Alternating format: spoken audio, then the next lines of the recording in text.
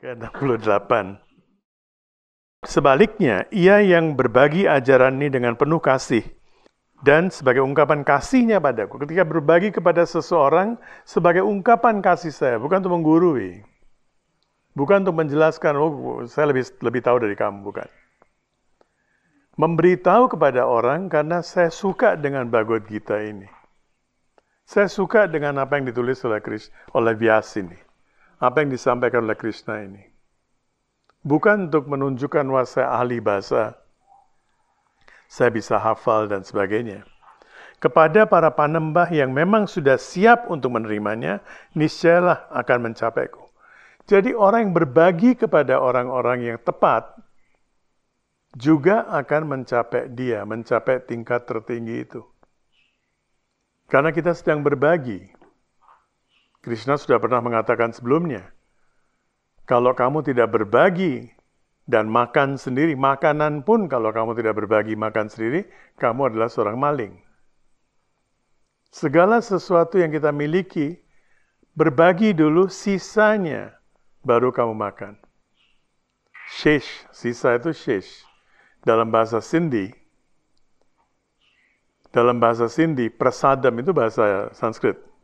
Prasad kan, perselungsuran ya. Itu bahasa Sanskrit, bahasa Hindi. Tapi dalam bahasa Sindhi, prasad itu disebut sisa. Jadi kita makan prasad itu adalah lungsuran, sudah diterima oleh beliau-beliau, sisanya kita yang makan. Keluarkan dulu hak yang untuk para yatim, para hina, para dina, orang tua, burung-burung atau binatang, sisanya adalah hak saya. 69. Tiada seorang pun yang pelayanannya padaku melebihi pelayanannya yang dimaksud, ialah seorang yang berbagi ajaran mulia ini dengan penuh kasih kepada mereka yang memang siap untuk mendengarnya. Demikian pula, tiada seorang pun di seluruh dunia yang kucintai lebih darinya. Kalau kau berbagi, karena vidya dan lautam dan sarvotam dan, berbagi pengetahuan adalah dana punya amal saleh yang paling tinggi. Kita bisa berbagi makanan, bisa berbagi uang, bisa berbagi apa saja. Kalau pengetahuan itu adalah yang tertinggi. Tentu kita juga tidak boleh membohongi diri. Orang lagi lapar, enggak, kamu duduk dulu, saya mau bacain Bhagavad Gita dulu kepada kamu. Itu juga enggak boleh juga. Kalau lapar, kasih makan dulu. Kasih makan dulu. Kalau dia mau mendengarkan, baru dibacakan. Enggak usah dipaksa untuk mendengar dulu, seperti Vivekananda mengatakan.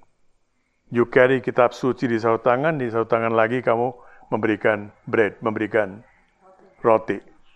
Terima rotinya, tapi terima juga kitab sucinya.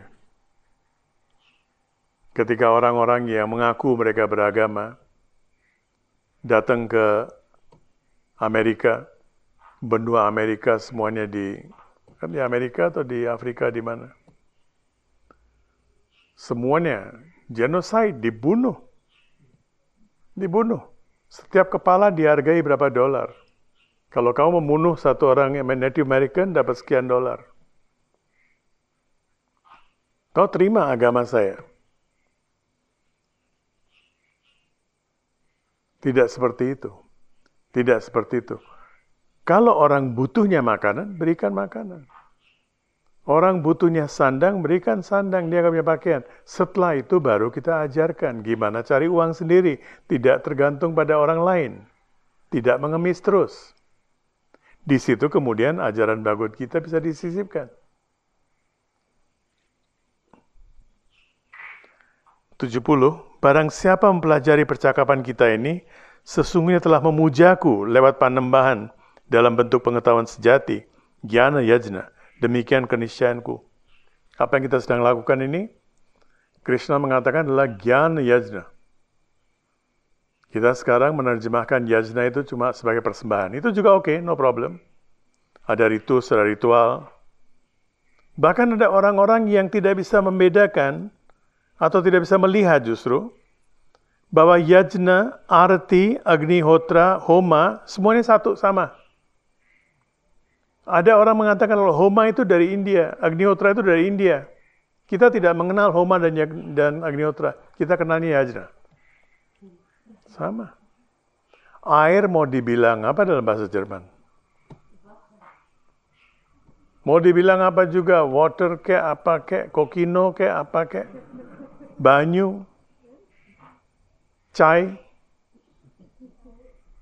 Dibilang apapun juga air adalah air. Inti dari yajna itu adalah persembahan. Dan ketika kita sedang menjelaskan ini pun satu yajna. Tidak berarti jangan melakukan yajna-yajna lain. Silakan melakukan juga, no problem. Krishna tidak melarang sesuatu. Silakan lakukan juga. Ada juga yang ini. Silakan lakukan sesuai dengan kemampuanmu.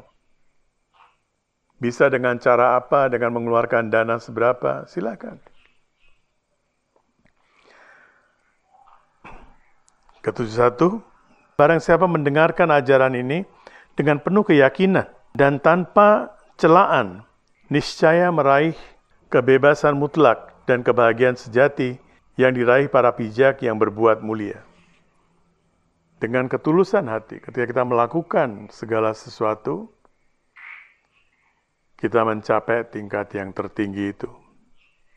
Ke-72, adakah kau mendengarkan ajaran-ajaran ini dengan penuh perhatian? Apakah kekacauan pikiranmu terlampaui sudah, Arjuna? Kamu memahami nggak apa yang telah aku sampaikan ini? Kamu paham nggak? Keraguanmu, kekhawatiranmu, doubts-mu, prasangkamu, pradugamu, semuanya udah habis belum? Sudah selesai belum? Arjuna menjawab, berkat anugerahmu Krishna, ilusi yang menyebabkan pikiranku mengacau telah sirna, telah kurai pemahaman yang betul. Sekarang aku bebas dari segala keraguan dan kebimbangan. Aku siap untuk menjalani titahmu. Sekarang saya siap. Krishna tidak memaksa juga. Dia sudah menjelaskan, kalau kamu nggak mendengarkan juga apa-apa. Tapi kamu akan musnah, akan perish. Karena kamu tidak melakukan tanggung jawabmu. Tidak apa-apa juga, kalau musnah juga nggak apa-apa. Nggak ada jadi masalah juga. Saya lagi baca sesuatu yang menarik sekali. Sekarang kan lagi rame-ramenya orang bicara tentang time traveling, ya. Tahu nggak bahwa kita semua bisa menjadi time traveler dalam 1 menit? Tahu, Lita? Tahu? Dalam 1 menit. Mungkin 1 menit pun nggak butuh. Ini sudah tahu dia. Keluar dari ruangan ini, lihat ke langit, lihat ke atas. Bintang-bintang yang kita lihat itu, banyak diantaranya sudah punah. Kita baru melihat cahayanya, makanya kita melihat ada bintang di situ. Padahal nggak ada bintangnya itu. Jadi kita sudah semuanya time traveler sebetulnya. Mau time traveling gimana lagi? Itu banyak sekali bintang yang sudah 2000 tahun yang lalu sudah punah. Tapi cahayanya baru datang ke bumi ini hari ini, malam ini. Banyak yang lebih dari itu. Jadi hampir semua bintang-bintang kita lihat tuh nggak ada yang masih utuh. Jadi kita sudah time traveling sebetulnya. Mau time traveling apa lagi? Sudah punah, berarti saya sekarang tidak punya keraguan lagi. Mau time traveling, mau dimensi ketiga, mau dimensi keempat, mau dimensi keberapa. Mau menjadi pertapa, mau jadi apa, bolak-balik. Krishna mengatakan, mau bicara alam sana, alam sini, lahir mati tetap di sini. Mau kemana lagi? Jina yaha, marna yaha, iske siwa janaka.